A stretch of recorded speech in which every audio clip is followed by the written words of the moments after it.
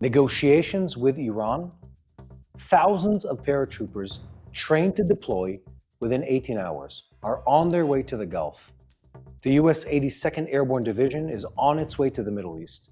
And in Iran, they continue demanding dramatic concessions and mocking President Trump. After the publication of Trump's 15-step plan to end the war, Washington is shocked by the demands coming from Iran for a ceasefire. We will soon reveal all the details. Israel is helping in the effort to open Hormuz. The Israeli Air Force struck facilities for manufacturing naval cruise missiles in Iran, and in addition, Iran's submarine development site. At the same time as the contacts between Washington and Tehran, the IDF is increasing the pace of its strikes and preparing for two scenarios: a near agreement or further escalation in the coming days. And the Iranians continue claiming that they won the war. According to the reports in Iran, in Tehran, they are presenting the delay of the American strike as Washington's defeat under threat. And they are warning that any attempt to present the move as an agreement will be met with a response and a forceful message from the regime. So while Iran is trying to paralyze the global economy by blocking the shipping lanes in the Strait of Hormuz, are the United States and Israel preparing for the next stage of the war? The stage in which Israel and the United States will deliver a crushing blow that will cut Tehran off from its last oxygen pipeline. Maybe a military blow so severe that it will strip Iran of any future deterrence capability. Write to me in the comments and tell me what you think will happen. I'm Mati Shoshani, and here on Boots on the Ground, we bring you the whole truth about what is happening in Israel and everything that is hot in our neighborhood, the Middle East. We're now at the end of day 26 of the war. Despite declarations about diplomatic contacts, Tehran continues to mock the American proposal. At the same time, Israel is striking in the heart of Iran, and the Pentagon is preparing for escalation within the reinforcements of military forces in the region. A great many forces are already on the way, and we will go through all of it. Iran also continued today to launch ballistic missiles towards the Israeli home front. By the grace of God, the missiles were successfully intercepted with no casualties at all. So let us go over what is attacked in the last 24 hours. Throughout the night, more than 50 ballistic missile launch and storage sites in Iran were attacked by the Israeli Air Force. The Iranian media reported that Israeli Air Force aircraft bombed the nuclear facility in Isfahan this evening. The IDF spokesperson said that launchers and Iran's most important explosives production plant were all struck. The Air Force completed broad waves of strikes in Tehran and western Iran. They deepened the blow to the heart of the terrorist organization and regime. Among the targets destroyed were Revolutionary Guard intelligence headquarters, strategic weapon depots, and air defense arrays. So far, the Israeli Air Force has carried out more than 600 strike sorties against the ballistic missile system of the Iranian terror regime. After the broad strike against the Iranian Navy in the Caspian Sea, Israel continues to deny Iran the capability to attack ships, and in doing so, is helping bring about the opening of the Strait of Hormuz. In recent days, the Air Force struck two central sites for the production of naval cruise missiles in the heart of Tehran.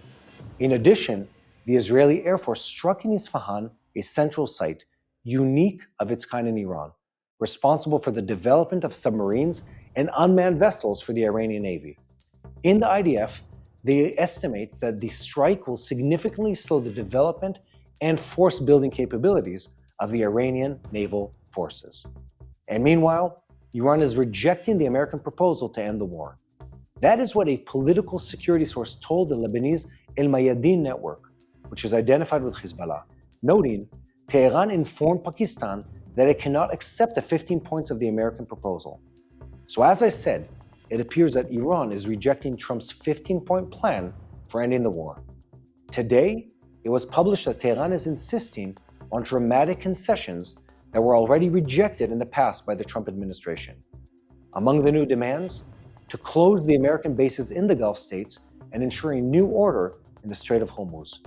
And on top of all of that, Iran is demanding that Trump pay financial compensation because of the war, as well as stop Israeli strikes against Hezbollah. At the very same time, an American official said that demands in Tehran are presenting for an agreement to end the fighting are ridiculous and unrealistic. But from the point of view of the Revolutionary Guards, they have set a higher bar for entering negotiations at this stage than what they asked for before the war even started. Iran is broadcasting distrust in Trump's intentions to end the fighting and has warned the mediating states against another deceptive move. So are we on the verge of a crushing blow against the Revolutionary Guards? In the American administration, the possibility of taking control of Kharg Island, the central hub of Iranian oil exports, is being examined. And at the same time, the deployment of forces is accelerating, including paratroopers from the 82nd Airborne Division. The US Army is preparing for a dramatic military operation with thousands of additional troops. According to reports in the foreign media, the Airborne Division is making its way to the Middle East and will join 4,500 other Marines. They are capable of seizing airports and carrying out rescue operations in enemy territory. It is still not clear whether they will enter Iran on the ground, but with tensions in the Middle East at their peak, and with the arrival of additional American warships and Marine forces in the region, especially with Tehran's strategic assets in the crosshairs, that possibility remains in play. The regime in Tehran is hiding in the face of the precise strikes by the Air Force. The Revolutionary Guards and the Basij are abandoning the open streets and moving their control centers into tunnels and shelters. While the Revolutionary Guards in Iran are trying to show that they are strong, the footage from the ground reveals a picture of fear and a desperate attempt at survival beneath the concrete. And alongside the strikes in Iran, the IDF is destroying gas stations in Lebanon. Today, the IDF struck many stations belonging to the company El Amana, which are under the control of the Shiite terror organization Hezbollah, and operate in close connection with Al-Qard al-Hassan, known as Hezbollah's bank. The economic situation in Lebanon is worsening, and the government is increasing its efforts to reach ceasefire. Is Tehran on its way to abandoning Hezbollah? Will Naim Qassem unleash the attack dogs of the Radwan force in one last move against Israel? The report by US President Donald Trump the day before yesterday about talks between the United States and Iran scrambled all the cards in the Middle East. And in Israel, they're identifying growing pressure within Hezbollah. At the same time as increasing launches towards Israel home front, the Shiite terror organization is preparing for the expansion of Israel's ground maneuver in southern Lebanon and plotting to use kidnapped soldiers as a bargaining chip against Israel and as a means of strengthening support for the organization within Lebanon. Well, there's a lot ahead of us. Let us dive into the details. There's so much going on. I'm Mati Shoshani, and Yael Pinto, who's usually with me, is on vacation today. So as you can see, I'm presenting to you boots on the ground from my home outside of Jerusalem. The news report that brings you the whole truth about what is happening in Israel. This is day 26 of the war against the Revolutionary Guards in Iran, the head of the axis of evil in the Middle East. And just a second before we begin, I want to call on you to keep spreading the truth. Share our content with as many people as possible, and most importantly, do not forget to click the subscribe button. And if you're interested in seeing life in Israel under war through our eyes, just look up Mati Shoshani or Yael Pinto on social media and make sure to follow us and see firsthand. So what does this actually mean on the ground? Let's break it down. There's a lot going on in the headlines. I want to give you a bit of an insider's understanding of what's actually happening. First of all, and to be very, very clear, the war between Iran, Israel, the United States is far from ending. But where we are is in yet another substantial transition point. We transitioned from the conventional warfare, where the United States and Israel eliminated much of the conventional army of the Iranians, the IRGC leadership, the Ayatollah regime, the people running the beast that is the Iranian evil Ayatollah regime. That's one thing. The second part was the war of attrition, financial attrition specifically, where Iran started putting a chokehold on the global economy through the Strait of Hormuz. And that is an important point. It's an important point because it really gives us an understanding of the big picture. The big picture in which Iran doesn't plan to back down from this war without being able to show some type of win, and the United States cannot end this war. And I say this in the most blunt words possible. President Trump can't walk away without the Straits of Hormuz being opened up. President Trump is a master of media and a master of not manipulation, but understanding how public perception works. And he's done exactly that. When the stock markets were going down, when the oil price was going up globally, President Trump released information that inspired peace, safety, and a sense of security throughout the markets around the world. And he created a deadline that pushes this process forward to the weekend, giving room for the markets to adjust, for the price of a barrel of oil to go down, and for him and his team enough room to negotiate the next steps that will take place in the conflict with Iran. Now, what does the Iranian response to his point or his 15-point plan actually mean? Well, it means a lot, and it also means nothing at the same time. Let me just remind you that 24 hours ago, the Iranian regime was claiming or swearing up and down that they had never heard of a negotiation with President Trump, that they never talked about it, that such a thing never existed. Trump actually named the chair of the Iranian parliament as the character, Kalibaf is his name, as the character with which they were negotiating. And that man, it was almost as if someone claimed that he suddenly had a sister created. It's a joke, by the way, that we say in Hebrew. And he starts swearing, I've never heard of this. We've never spoken to these people. We know nothing of it. Lo and behold, just a few hours later, it turns out that there is a negotiation taking place, that President Trump indeed was telling the truth, as we thought he was, and there is a negotiation directly taking place with the Iranians. What are the Iranians actually trying to do here? They are negotiating for their position. They're negotiating for their posture. President Trump made a really smart move in framing the negotiation, where he said that the story of nuclear capabilities is off the table. That's what he said. He said we already agreed on whether or not there will be nuclear capabilities, and the Iranians have already agreed to give up on their nuclear plan. The Iranians, of course, are claiming today, 24 hours after they confirmed that there was such a negotiation, that they never agreed to any of these terms. What is my guess? What is my estimation? What are we hearing from our sources? We're hearing that there is a negotiation taking place, but it's through mediators. And both sides are not at all on the same page yet. Both of them want to walk away from this victorious, and they need to find a way where they can frame that as a victory for both sides. I believe that is possible. I believe Iran and the Ayatollah regime will sadly live to see another day. That's sadly the reality that we face right now. And more importantly, I believe that President Trump won't rest and won't move on from this war until it is abundantly clear that the Iranians were defeated, that they can no longer export terrorism to this region, and that we're moving on to a different day. One last word about the Strait of Hormuz. There is a substantial pileup of ships building up in the Strait of Hormuz right now, all waiting to carry oil out. And I want to say this in the most clear way possible. The United States has several more levers of power over the Iranian regime that they have not used yet, at the request of President Trump. They have not blown up the shadow fleet of tankers that is selling oil to China. That continues to travel even today, selling Iranian oil to the Chinese. There's more. They have not blocked completely all the smuggling routes through the northern regions of Iran. Israel struck there several times with military airborne operations, but those routes are still open. They have not completely closed off the goods that are coming in from China, some of the minerals and the materials needed to create the propulsion methods for the ballistic missiles. And the list goes on. And of course, we have not destroyed all their means of production for oil, etc. Why? Because we're leaving a window open for the next step. And that's important because it shows you that the United States, and in an understanding with the Iranians, are clear on the fact that we have more work to do in negotiating and that military destruction is not the only route on the table. Where will we go from here? We'll break that down later in this broadcast as we go deep into everything that's been happening right now in our neighborhood.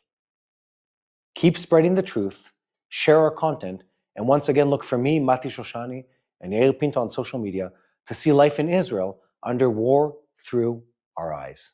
This war with Iran has brought new uncertainty and fear to Israel. While headlines focus on physical conflict, a deeper spiritual battle is still taking place. Today, nearly 99% of Israelis don't know Jesus. Think about that. Nearly 99% of Israelis don't know their Messiah. However, a miracle is unfolding. One for Israel Ministry is sharing the gospel, and Jewish people are accepting Jesus in numbers not seen since the early church. Many Arabs are also finding faith and unity, even and especially in the midst of this war. One for Israel is also an initiative of native-born Israelis, good personal friends of ours, sharing the gospel, discipling believers, and equipping spiritual leaders across this land. As Romans 10:1 expresses, my heart's desire and prayer to God for Israel is that they may be saved. Your support helps bring the gospel back to Israel, especially in this critical time. I want you to do something for me and for us right now. Pick up the phone and call 800-879-5530. That's 800-879-5530 to help share the gospel in Israel. Visit oneforisrael.org/pray or scan the QR code. Thank you guys and be blessed. Sirens were heard again, and Iranian ballistic missiles returned to Israel's skies on the 26th day of Epic Fury War, or Roaring Lion as it's called in Israel. Thank God the interceptions worked, and there were no casualties in this wave of attacks. We are ending the 26th day of the war, and the picture opening before us has two tracks running in parallel. On the one side, there is talk of contacts, of mediators, of a 15-point American plan, and of the possibility of an agreement. On the other side, the Israeli Air Force is increasing the pace, the Pentagon is pouring forces into the region, and the Revolutionary Guards are broadcasting a much tougher line. This is no longer just a war of planes and missiles. This is a war over time, over nerves, over energy, and over the question of who will blink first. Let's begin on the ground in the field. Throughout the night, more than 50 ballistic missiles were launched, and storage sites in Iran were struck by the Israeli Air Force. This was not one isolated wave, but a direct continuation of a systematic effort to dismantle Iran's firepower array. At the same time, broad waves of strikes were completed in Tehran and western Iran. Among the targets destroyed were Revolutionary Guards intelligence headquarters, strategic weapons warehouses, and air defense systems. That means Israel is not satisfied with hunting launchers. It is also operating against the brain, against the warehouse, and against the shield protecting all of it. Now, this picture also includes the facility in Isfahan. Iranian media reported that Israeli Air Force aircraft bombed the nuclear facility in the city.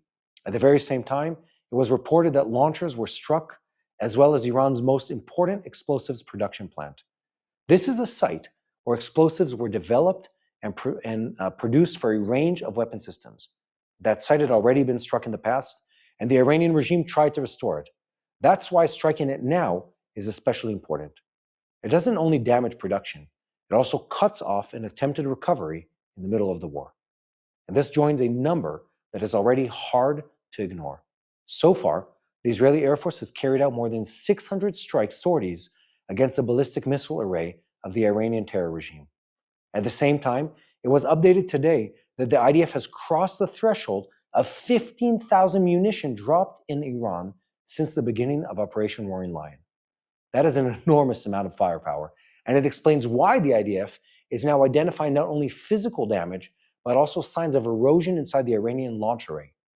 In the defense establishment, they are talking about low morale, about absenteeism, and growing fear among missile unit operatives, some of whom are avoiding arrival at launch sites because of the repeated eliminations at those very sites. The meaning of this can also be seen in the pace of fire. Iran is still firing, it is still dangerous, it is still trying to penetrate Israel's defense array.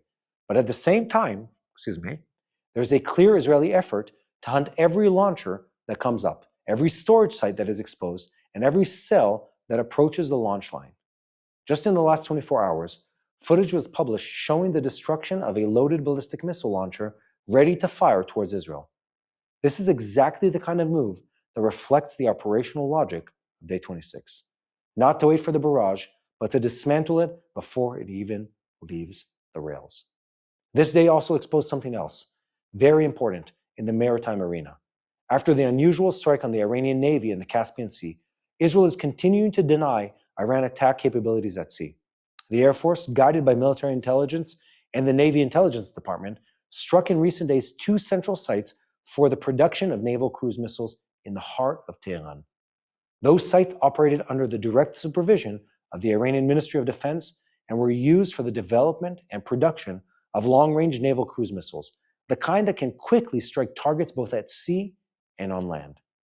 And along the same line of action, Israel also struck in Isfahan, the only site in Iran responsible for the development of submarines, naval support systems, and unmanned vessels. This is the regime's main research and development center for underwater capabilities. According to assessments, The strike on the site is expected to significantly limit Iran's ability to develop new submarines, upgrade the existing fleet, and continue building unmanned vessels for the maritime arena. In simple words, Israel is now striking not only those who fire, but also those who build the weapons for the next confrontation. Now, why is this important? Because Hormuz has now become more than just the name of a strait. It has become the economic decision point of this war. While Iran is trying to paralyze the global economy by blocking shipping lanes in the Strait of Hormuz, Israel is helping the broader effort to reopen it. The strikes on the naval cruise missiles, on the Navy in the Caspian Sea, and on the submarine development site are all aimed at the same place: denying Iran the ability to threaten, over time, freedom of navigation, tankers, and the most sensitive energy route in the world. Of course, we're talking about the Strait of Hormuz. And this is where the United States comes in. While Air Force aircraft operate over Iran, the Pentagon is advancing operational plans to deploy thousands of troops to the Middle East. The U.S. Army's 82nd Airborne Division, the Rapid Response Force, is on its way to the region. These are troops trained to deploy within 18 hours, carry out airborne raids, seize airfields, and capture strategic targets in very short periods of time. In some reports, the number mentioned was around 2,000 troops, and in others between 3,000 and 4,000. What is clear is that this force is being sent not to create an image, but to open a real military option for President Trump. And it doesn't end there. Alongside the Airborne Division, the United States continues to maintain and reinforce marine and naval forces as well. Warships, marine forces, and amphibious assault ships are already moving into the arena. The talk is not only about general deterrence, but about very concrete scenarios. One of them is a takeover of Kharg Island, the lifeline of Iranian oil exports. That island is responsible for an enormous share of the oil leaving Iran. If Washington chooses to go there, it will not just strike another target, it will touch the regime's oxygen pipeline. And this is exactly where the heart of the diplomatic dilemma lies. On the one hand, Trump is signaling that he wants a deal. He's talking about contacts. He's talking about the right people in Tehran. He's trying to advance a 15-point framework to end the war. On the other hand, while he's talking, the forces are moving. And the Iranians see that very clearly. That's why in Tehran, they're not taking the American message at face value. They're broadcasting deep distrust, warning the mediating countries against another deceptive move, and claiming that they are not willing to be fooled once more. This is why Iran also continues to demand dramatic concessions and to mock Trump. Their tone from Tehran today was very sharp. They're effectively signaling rejecting of the 15-point plan.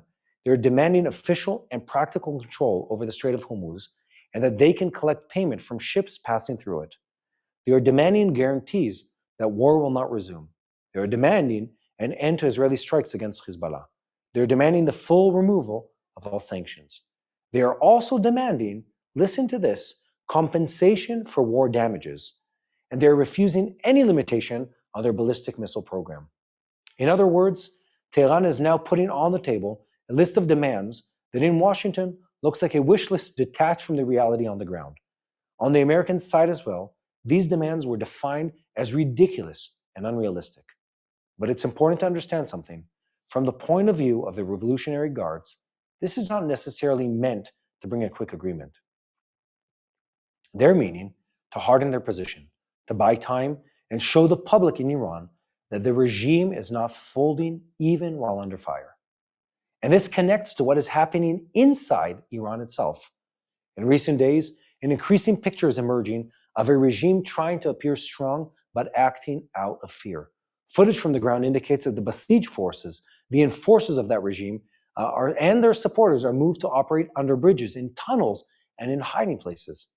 Checkpoints have been moved from open streets to beneath concrete. Regime men are being filmed shouting slogans out of the darkness, far from the open sky. This is an image that teaches a great deal. A regime that feels secure in itself doesn't go under bridges. A regime that does that understands that the skies are no longer their own. And if that were not enough, on the Iranian side, they're also continuing to build a narrative of victory. In Tehran, they present the postponement of the American strikes as Washington's defeat under threat. Their message is sharp. Do not try to sell this as an agreement. From their perspective, the United States backed down. Regime spokesmen say explicitly that the enemy's strategic power turned into strategic failure, and that someone who failed to get out of the mud can't call it an agreement. That's how Iran is trying to hold two fronts at once, to project toughness outward and also to create a sense of internal endurance among its own public. Here it's important to pause for a moment and to say something to our audience. If you want to keep bringing you the full picture, with all the details, with all the names, and with everything that is really happening here on the ground, this is the time to join us. Give us a like, subscribe to the channel, share this report, and write to us the comments what you think. Are we on the way to an agreement or on the way to a much bigger blow? And now we return to Lebanon, because the situation is moving there too. The IDF struck today many stations of the Al Amana Company, which are under Hezbollah's control and operate in close connection with Al Khaled Al Hassan Hezbollah Bank. These stations were used to fuel trucks that transported weapons and terrorists, and they brought millions of dollars into the organization. In other words, this is not only a strike on seemingly civilian infrastructure, this is a direct strike on an economic engine that feeds terror.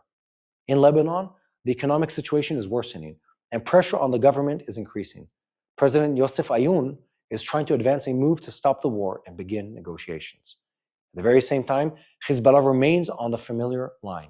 Naim Qassem, the head of Hezbollah, makes it clear that negotiations with Israel under fire are surrender. He refuses to talk about giving up weapons and claims that the fighting is the national responsibility of all of Lebanon. This is important because amid all the talk of an agreement between the United States and Iran, Hezbollah is trying to signal that it has no intention of disappearing from the picture. But in Israel, they identify growing pressure there. If Tehran chooses the path of contacts with Washington, Hezbollah may find itself left alone against Israel. Therefore, the assessment is that the organization is examining one last, more aggressive move in order to create for itself a bargaining chip. One of the possibilities raised is a creative attempt to kidnap IDF soldiers. The goal is clear: to obtain leverage for a deal, strengthen support for the organization inside Lebanon, and make it harder for Israel to expand the maneuver in southern Lebanon. At the very same time, launches from Lebanon continue, and the north has not really calmed down. That means this war has long since stopped being conducted on only one axis.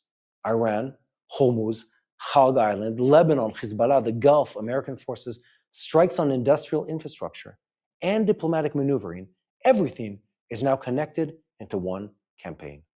So here's the bottom of the line on day 26. Israel is increasing its strikes in Iran, not only against launchers, but against the production chain and the naval force. The United States is moving forces that could turn diplomatic talks into military action within hours. Iran is rejecting the American proposal, demanding dramatic concessions, and mocking Trump in public. And while all of this is happening, Hezbollah in Lebanon is looking for a way to survive the moment when Tehran may choose, first of all, to save itself. This campaign has still not come close to an end. It's only becoming more dangerous the closer the possibility of an agreement seems. And the question for the next report is already clear. If the summit happens, will it stop the fire? Will it only give Iran 2 more days to prepare for a move that will eliminate the Revolutionary Guards? I'm Mati Shoshani. Find me and Yair Pinto on social media to see the war without filters, straight through our coverage. And give us a like, and don't forget to press the subscribe button so you stay tuned to the truth in real time and never miss boots on the ground. Now guys, as we end this, let me remind you one last time to pray for Israel. If you're not yet doing this on a regular basis, if these last years have not proven to you one thing, is that prayer matters and prayer is necessary. Just yesterday, our team and I were in Arad at the site where a ballistic missile fell from the sky, loaded with explosives, and fell in the middle of a building complex loaded with families and their weekend guests. Instead of striking the building, it hit a patch of dirt. 3 meters, 4 meters, 5 meters in any direction would have led to dozens of casualties, and it didn't. And I'll tell you why. Because we're praying for God's protection, because God protects the people of Israel. So if you haven't started this yet and haven't picked up the habit yet, start every day saying a quick prayer for God's will in this region to be done. What does that look like? Pray for the people of Israel. Pray for the soldiers, men and women in uniforms, both the IDF and the American forces in this region who are fighting a just, a holy, and necessary war.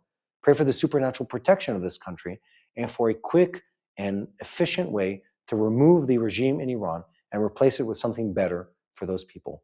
Guys, we might be on the brink of something new. We might be on the brink of a dramatic change in this region, a virtuous cycle that could completely change the trajectory of this entire region in the future. All we need to do is wait patiently and see God in action, and we need to continue praying and believing for what God has done. And I'll just end with this last message. We've seen God be faithful time and time again. We've seen him protect the people of Israel time and time again, and he's going to be consistent and faithful to do that once more. He stood with the people of Israel. He stood with the land of Israel. He stood with his promise in this land, and he will do the same for you guys at home and for everyone fighting this just war. Be blessed, guys, and I'll see you next time. Hello, this is Mati here in Jerusalem with TBN Israel. This is Yair Pinto from TBN Israel here in Jerusalem. TBN Israel is keeping viewers informed with Israel-focused news, culture, and what God is doing in this land. Support TBN Israel today online at tbn.org/Israel. Thank you.